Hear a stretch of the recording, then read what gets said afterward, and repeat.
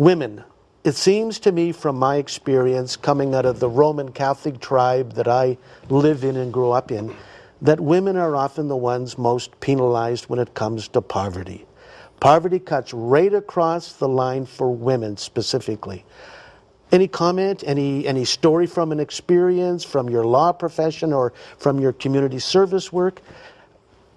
A comment. Certainly, through the audit experience and also the studies and data about the profile of who's poor in Halton, women are disproportionately represented, and as a result, quite often children as well. Mm-hmm. Halton region participated in the food bank's hunger count in 2010, and what that revealed was 44% of the people who were relying on groceries from food banks were children, and about 40% of the households were single-parent-led families with children. Mm-hmm. In the audit experience, some of the stories definitely came from women who had experienced abusive relationships and had to leave secure households or relatively secure households to go into a shelter, and were then able to move into a supportive or rent geared to income assistance, and that was a huge piece that was important in them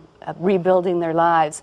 But even with the supportive housing, they were finding that they didn't have enough money to buy healthy food and really to overcome the experience to re-engage in the workforce and to rebuild their lives. I think that speaks to something you talked about earlier around the onus of that Michael spoke of, the onus of getting out of poverty put upon the person who is poor. And you know, with women trying to rebuild their lives, anyone trying to rebuild their lives or build their lives as new immigrants or someone that are in a shift in their life, without proper supports outside of themselves, I don't think that is possible. I don't think that without ability, retraining, opportunities for housing, work on different parts of our society, I think that the onus being placed on the poor person to recover, to pull themselves up by the bootstraps, to tighten their belt. Without supports, I think that it's impossible to do. Well, I think that's the thing from faith community perspective, because even from the Buddhist, let's say Eastern perspective, is that even when it comes to spirituality or one's own religious development, social development is not much different in that it needs to be an interdependent model. We don't understand spiritual practice as well as simply an individual, a process for myself simply to engage in my house. But that I need to be supported by a community. And that whole sense around community, I think the governments often throw out the word community, having strong communities, but I don't really think that their policies reflect what it truly means to live in community, and especially just throwing people into the community with very little supports, as we've been talking. 35, 40 years ago, I worked in Montreal, and it was actually the United Church of Canada, a pastor there, who turned me on to a social commitment. And that leads me, because you just mentioned something there, Michael, about the need for outside help and support to a new immigrant. You represent, in my sensitivities, although Muslims have been here from the beginning of time in many ways, but laterally in the last 25 to 30 years, you represent an influx of multi-faith communities as immigrants to Canada. Given the situation in the world today, say North Africa, say Egypt, say Tunisia, say Syria, whatever's going on, do you find there's suspicion about the other faith groups who want to try to reach out to other groups that are maybe long-standing here for help and support? Do you sense that, or is that out there? Well, I think that comes in from two directions, the one providing the support and the one seeking the support. That I think that the reality of poverty and the social response of many faith communities, like people are responding. There are food banks within the Muslim community that is open to everyone, not only Muslims. There are many imams and other leaders are involved in feeding the hungry, feeding the poor kind of programs. There is a mosque that holds a fast breaking event in the month of fasting Ramadan at City Hall that says, we are breaking fast together, let's all break fast together, and everyone is invited. And this in itself is saying to the general society that Muslims are fasting. They're optionally removing themselves from food and drink to understand what it might be to be hungry and thirsty. And our tradition, and like we're in a season of Lent within the Christian calendar, that talks about like remove voluntary fasting, removing themselves from what is normed in the society to get an experience of what it might be like to be poor. Sure. And I think that the faith communities are seeking to provide resources for the poor, regardless of what faith community they're from. Right. And also people or new immigrants or people who are marginalized in our society. I don't think that people are proud to be on a line of someone serving soup or on Queen Street in Parkdale with those many people lined up to get a bowl of, to get a meal. No one wants to be there, and being there is not regulated to any particular faith tradition. And I think that we all must work together to work towards eradicating poverty. Colleen, who comes knocking on the door of your legal services out in Halton area? Many of the people come to us seeking assistance with eligibility issues around social assistance programs, so Ontario Works and Ontario Disability Support Program issues, as well as accessing federal income security programs. One of the things that we learned through the witnesses of the audit is that poverty is a full-time job, and maneuvering through the different layers of programs and assistance and needing to coordinate accessing charity, the food banks, the meal programs to attempt to have all their needs met is almost overwhelming at times. And we know when Minister Matthews started her work in 2004 reviewing some of the programs that were assisting people that before someone on Ontario Works receives a benefit, they're screened through 800 different eligibility rules. So the complexity of the system that the people are navigating, truly I think those living in poverty are amongst the most regulated in our society. And an embarrassment to the society as well. I mean, it seems to me that many politicians mouth concern for the poor, but really aren't interested because the poor tend not to vote.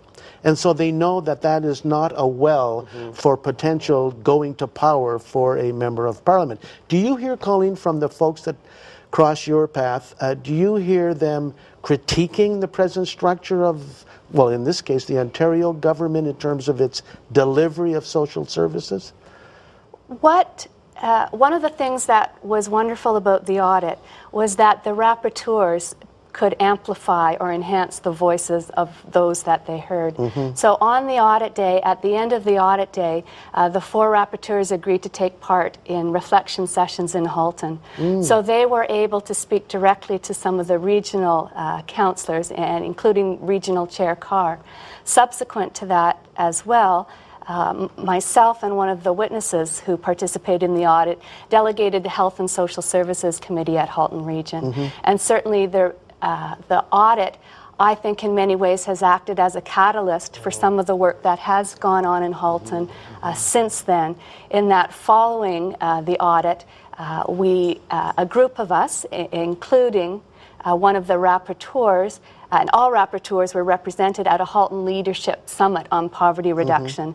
And out of that has emerged a willingness to create a Halton Poverty Roundtable, so that coming together as community, different sectors, including those with lived experience, as a community in Halton, we're attempting to respond to the cry of those in need. Well, the one thing I love about that as well is I lived in Halton Region for a few years, and I think that part of the challenge, I think, is that for someone to live in poverty in an area that is generally has a stereotype of affluence. It's probably the hardest place to live in poverty. I think people are not surprised that there's poverty in Toronto or poverty in Hamilton or poverty in Montreal.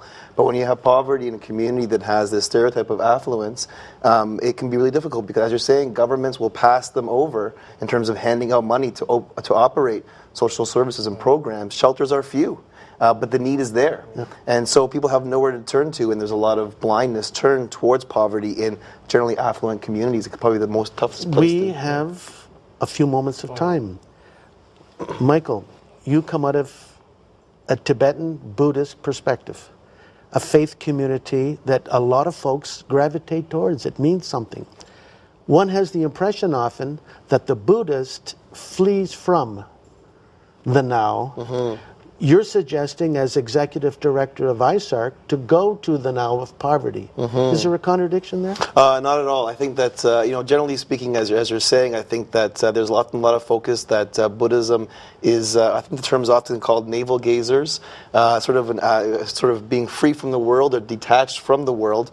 But there's a very large movement, which is international now. It's very much referred to as a social engaged Buddhism, but really trying to see that there is a connection between pushing for a community that supports basic needs of living. Right. And even though the Buddha himself and his followers over 2,000 years ago in India lived separate from society, they didn't live themselves in poverty. They lived a life of abstinence, but it's about finding a certain contentment or balance in life, a simple life, frugal life perhaps, and that's required for everybody, and that's what is looked for everybody. Even though spirituality is our goal in terms of spiritual development, you can't do it on a hungry stomach, I think is the best way to explain it. Sure. And that the Buddha himself would always say you have to eat first before you can meditate, because you'll be too concentrated on your stomach. Yeah, exactly. Our tradition says the same thing. If you're hungry and a meal is made, eat and then pray. And they did then pray, yeah. Exactly. I lived in the Middle East for a few years, Michael, and I experienced that with Ramadan and so on, It was a terrific experience. One of the things, we just have a few moments left, 2 minutes. One of the things that I find attractive about this moment for ISARC is interfaith. As I suggested at the opening, we have traditionally been Judeo-Christian, not because we wanted to be such, but because that somehow was the makeup 25 years ago of prominent folks concerned about these issues. It's wonderful to have you here representing the Muslim community and recent immigrants from varied faiths. Michael as well. I think it's terrific that as the new executive director, Michael, you come out of a Tibetan Buddhism and you're able to challenge the Colleen and me who come out of the Roman, the Anglican tradition. I think that's healthy, that's wonderful, and that's how we have to be. I mean, we are first of all human beings in this world and in this culture of Toronto and Ontario. Yeah. Well, I do know that the faith traditions have a tremendous role to play in poverty, and that together certainly we can do a whole lot more. Exactly. 45 seconds, Colleen, you have the last word. It's part of the Anglican tradition and the marks of mission that we're called to loving service of those in need, but also to transform the unjust structures of society. So certainly there's a realization in the Diocese of Niagara that there's a need to explore what's the role of church in advocating for social change. Absolutely. So often, justice for so many means just us. We don't often give from our essence, we give from our extra. In this moment, we are being called to give from our essence, who we truly are. And so thank you so much, Michael, Colleen, and Michael. This has been special. And we thank the United Church and Rogers Cable for allowing us to come to you today. Thank you so much for being with us.